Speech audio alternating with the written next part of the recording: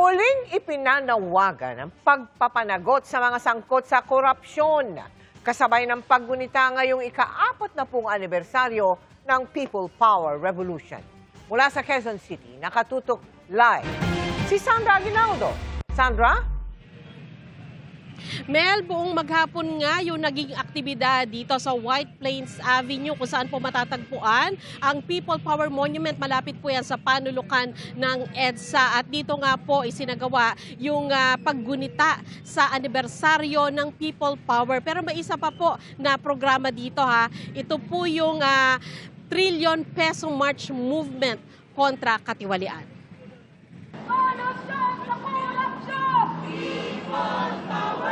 Mula sa EDSA Shrine, sabay-sabay na nagmarcha ang ilang religious leader at miyembro ng civil society papuntang People Power Monument.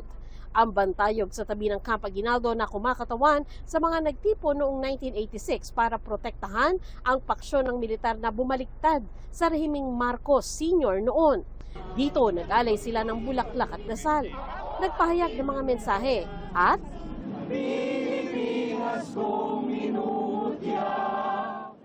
umawit ng mga kantang naging tema ng People Power.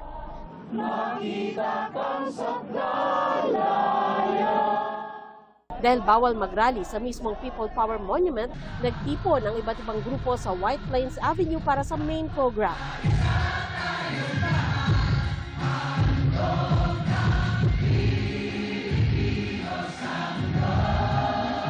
Sana mapagnilayan natin kung paano tayo umabot dito, pero mas mahalaga pa po dyan, pag-isipan po natin kung paano tayo magiging parte ng solusyon sa issue ng korupsyon, sa issue ng pang-aabuso sa karapatang pantao, para makamit natin yung ninais ng mga nauna sa atin noong 1986. Ayon sa mga kongresistang nakilahok, may ilang panukalang batas para hindi malimutan ang legasiya ng People Power. Kami po sa Akbayan ay nag-file ng isang panukala na gawing special non-working holiday ang EDSA.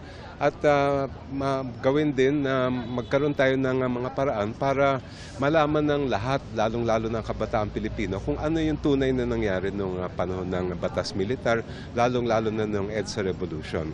Isaan nila sa bubuhay sa diwa ng People Power ay kung merong mapaparusahan sa mga naglustay sa kaban ng bayan. Yung pagpapanagot dun sa mga kurakot, yung mga pagpapanagot dun sa mga sangkot sa malawakan, the biggest corruption scandal in history. Ilan pa lang ba ang mga napapanagot? Matatandaang pinatalsik sa pwesto si Pangulong Ferdinand Marcos Sr. ng People Power 40 taon na nakalilipas. Kaya sa paggunita sa anibersaryo ng Bloodless Revolution, muling nilinaw ng ilang nagsidalo na hindi sila makikipag-alyansa kay Marcos Jr. Ako tutol na tutol po. Both dahil korupsyon yung pinag-usapan natin ngayon at mukhang malinaw na nga na si President Marcos Jr. ay namumuno sa pinaka-corrupt na administrasyon pagkatapos ng kanyang ama. Ang mga aktibidad ngayong araw ay konektado rin sa Trillion Peso March Movement bilang protesta sa katiwalian sa gobyerno. Kasabay ito ng pagbabalik tanaw pa rin ng ilang nasa People Power Revolution sa pag-asang maibahagi ito sa mga kabataan sa pagtitipon. Meron ding mga performance ng iba't ibang artists. Nasa 2,600 na mga pulis ang nakadeploy para tiyakin ang seguridad para sa EDSA 40. Paalala din ng pulisya, bawal ang seditious na panawagan gaya ng pagpapabagsak ng gobyerno.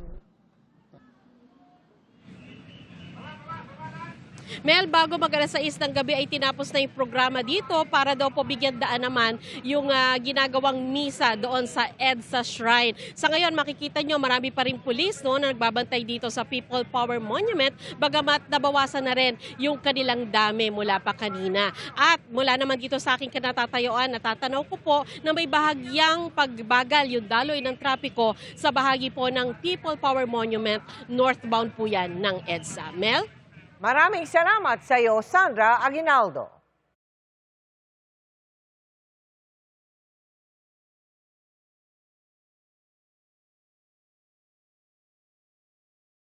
Nagkagirian ang pulisya at mga rallyista sa gitna ng paggunita sa EDSA People Power Revolution sa ika-40 anibersaryo nito ngayong araw. 6 na pulis ang naitalang sugatan sa insidente at nakatutok si Chino Gaston. Hindi pa man nagsisimula ang marcha, nagtutulakan na ang mga pulis at rallyista sa southbound lane ng EDSA bago makarating ng EDSA Shrine. Isang lane na lang kasi ang nadaraanan na nagdulot ng napakahabang traffic. Ayaw din payagan ng mga pulis na isama ng mga magmamarcha ang kanilang truck na gagamiting stage sa programa. Maya-maya pa.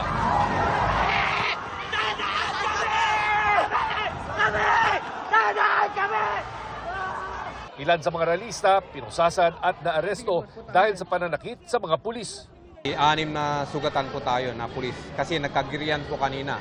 The moment po kasi na may nasasaktan na nakapulisan natin, ay doon po nag-e-end yung maximum tolerance. Hindi po kami basta nakatayo lang.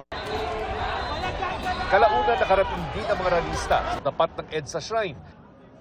Simbahang itinayo para gunitain ang People Power Revolution noong 1986. Sari-saring paraan at obra ang gamit ng mga dumalo sa rally para ipahiwatig ang puna sa mga isyu ng katiwalian sa gobyerno at kaakibat na pananagutan. Gaya ng grupong ito na balot sa putik at kinakatawan ang mga biktima ng pagbaha bunsod ng mga ghost flood control projects. Karamihan ng pumunta dito ay hindi naman organisado, hindi naman masasabing nasa kaliwa o nasa kanan, pero wag naman natin ipagkait na ang EDSA ay para sa lahat. Isa sa mga nagpunta ng EDSA noong 1986 si Caloocan Congressman Edgar Erice. Nakakatuwa raw masaksihan ang pagkakaisa ng mga Pilipino para patalsikin noon ang dating Pangulong Ferdinand Marcos Sr. Pero ang diwa na ito, hindi niya raw nakikita sa kasulukuyang panahon. Nalulungkot ako. Kasi watak. Isa lang naman ang dahilan kung bakit naghihirap yung bayan natin. Sabi nila, unity. Naupo sila, ano nangyari? Anli, away. Anli, nakaw. At kitang-kita natin yung epekto. Para sa GMA Integrated News, Chino Gaston nakatutok, 24 oras. Mga kapuso, kumbaga sa edad, 40 na ang EDSA People Power na hindi na inabutan ng maraming Gen Z at Gen Alpha. Pero higit pa riyan ang dahilan kung bakit nalilimutan na ang ipinaglaban noong 1986 ayon mismo sa mga tinaguriang pag-asa ng bayan. Gayunman, may sagot din sila sa kung paano pupukawin ang diwa ng EDSA kahit sa mga hindi na naniniwala. Ang EDSA 40 sa mata ng kabataan. Tinutukan ng special report ni Mau Gonzales.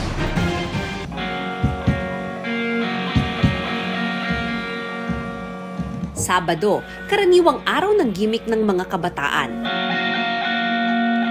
Kabilang sila sa mga ipinaghanda ng concert sa Quezon Memorial Circle. Di na ko papayag, mawala kang uli. Malinaw ang ipinunta ng ilang dumalo. Yung sa kanta po. Bukod po sa para suportahan po yung project po ng QC, gusto rin po namin mapakinggan yung mga singers. Pero karamihan sa aking nakausap, walang alam sa kung para sa ano ang concert na kick-off ng paggunita sa ika-40 anibersaryo ng 1986 People Power Revolution. Naibinigyan ng Diyos ng malayang pag-iisip. Siyempre po may lungkot pero siguro yung tema po ng 40th People Power Anniversary po para sa akin ay mas parang pagninilay, no, self-reflection yung inisip ko na parang hindi matatanggi na naging malaking parte ng kwento ng ating bansa si Lola Cory, si Tito Noy, si Lolo Ninoy at and for the latter two for all of them, very proud po ako sa naging legacy. Pero ganito pa rin yung kalagayan natin. So kailangan din nating magtanong na saan po tayo nagkulang. Kung tutuusin, sa mismong People Power Revolution noong 1986, kabilang sa mga lumahok ay mga kabataan.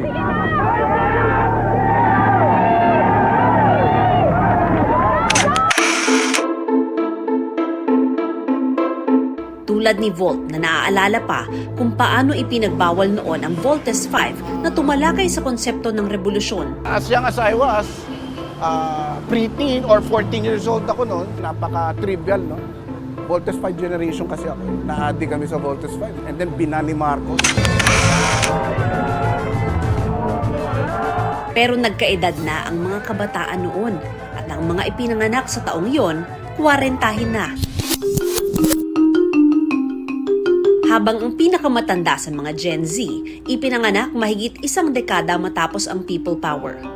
Ang mga nangyari sa EDSA at ang mitya nitong martial law, nalalaman na lang nila sa mga textbook. Naalala ko, tinuro lang sa akin nung EDSA nung elementary is grade 6. Grade 6 ako. Doon ko nalaman unang-unang EDSA kasi hindi rin naman siya nakukwento ng mga magulang ko. Ang naalala ko lang, kaya nagkaroon ng people power dahil doon sa martial law, yung patuloy ng pagigipit pa ng gobyerno. O kung ikwinento ng mga magulang at ibang nakatatanda. Sis may lolo. So ang experience niya raw po ng martial law, batas militar, pinasara yung schools temporarily. Umuwi po siya sa Kalingal, dala-dala po niya yung law school books niya. Tapos in-inspection po talaga ng military, isa-isa yung bawat page para tignan kung may subversive materials. Pero di tulad niya si Ferdinand, na laking norte at ipinangalan kay dating Pangulong Ferdinand Marcos Sr. Iba ang kanyang karanasan na bagaman totoo ay hindi kabuuan ng kasaysayan. Lumaki ako na nakikita ko yung mga proyekto na ginawa noon, na nila Marcos noon. Pero nung merong sa high school ko sa Manila Science, kinuwento yung mga desaparecidos, yung mga alumni namin na pinaglaban yung mga karapatan nila. Doon ako namulat na iba pala yung kasaysayan. At higit sa mga nangyari noon, tila nakalimutan din pangatawanan ng mga Pilipino ang mga ipinaglaban ng EDSA. Ang inheritance sa amin ng EDSA ay dynastic politics, unfinished reformed, elite na pagpapatuloy na administrasyon. So for us, it's really a continuous effort for democracy. Kaya siguro kahit pa marami namang nagsasabing buhay pa ang diwa ng EDSA, batay sa isa sa mga huling survey ng SWS tungkol sa issue, kung pangako lang ng EDSA ang pag-uusapan, marami ang naniniwalang konti o halos wala talagang natupad. Ano sa tingin nyo yung naging problema na hindi natutunan from the martial law era na bakit tumawid dito sa panahong ito yung mga naging problema na noon? As a Filipino, ano po kasi tayo, parang we give lagi na parang chance to other. Hanggang sa nakakalimutan natin siya. We forgive, yes, pero dapat yung lesson, yung nangyari is dapat maging aral siya hanggang sa mga susunod na panahon.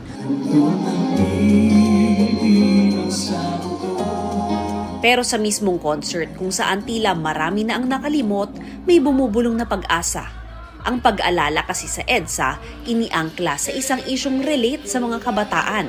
Tinawag itong awit at aksyon kontra korupsyon. Sobrang mahalaga po siya. Saka minulat ko na rin po noon. Hanggang sa nag-aaral ako, yun na po yung mga pinag-aaralan na. Natutuwa ako na interesado sila. Natutuwa ako nung nire-rehearse ko yung Handog ng Pilipino sa Mundo, alam nila yung kanta. They give importance to this day. Regardless of what you believe in, regardless of who your future president is, kung ganyan ang attitude ng ating kabataan, then our country definitely has hope. Tungkol naman talaga sa issue ng pamamahala ang diwa ng EDSA, hindi sa anumang partido o pamilya. Marami sa mga demonyo na inaway nila, na pinalayas nila noong panahon ng diktadurang Marcos ay tila bumabalik ngayon. Yung korupsyon, yung pangabuso sa karapatang pantao. So may bagong urgency po yung paggunita natin ng 725, pero hindi lang paggunita, pero yung pag-renew po natin ng ating pagtutol dito sa korupsyon. Pero may hamong dapat harapin ang mga kabataan. Kung noong 1986 na wala pang cellphone, nalagpasan ng mga nag-organisa sa EDSA ang kontrol ni Marcos Sr. sa media. Ang mga kabataan ngayon na armado ng gadgets at social media, dapat malagpasan ang epekto ng maling impormasyon. We studied TikTok, YouTube, and Facebook for months. And it's harder because even Gen Z are easily played when it comes to videos. Filipinos are sorry to say, but easily manipulated when it comes to news, misinformation, disinformation. Itinutulak ngayon na palawigin ang People Power Revolution sa kurikulum ng mga estudyante. Sa Catholic schools, we do that Kaya nga pag February 25 or the whole week of that, may mga film viewing. Kapag dependent lang kami sa textbooks, yung mga textbook producers natin, yung mga publishers natin, ayaw naman nila ng mga contentious issues. Kasi wala silang benta sa ibang mga private schools. Dinadaanan lang naman yan pero walang lalim.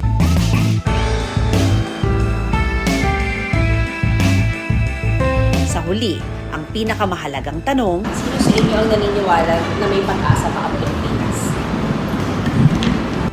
Oo, ayon sa mga Gen Z ito, kung aalisan ng kulay ang EDSA. Sana yung understanding at appreciation natin ng EDSA, hindi lang tungkol sa kung sinong nakaupo, kung anong kulay yung papanigan mo. Unang step doon ay makinig sa mga kapwa kabataan din na siguro hindi kami kapareho ng iniisip, yung pagtanaw sa EDSA o kahit anong political issue na yan.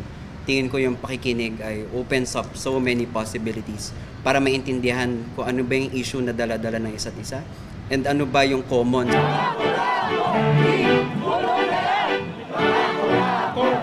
Tulad ng paglaban sa katiwalian na issue ngayon sa gitna ng flood control scandal. Hindi ko po alam kung yung mismong salitang EDSA o People Power ay resonant po sa mga Gen Z, sa mga Gen Alpha. Pero sa September 21, meron pong mga college students po na nangimbita po sa akin na sumama sa isang pagkilos. Buhay na buhay pa rin po sa mga Gen Z, sa mga Gen Alpha.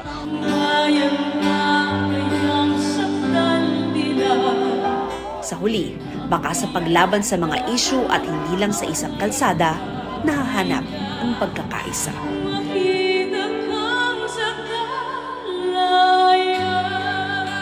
Para sa GMA Integrated News, Mav Gonzalez, nakatutok, 24 Oras.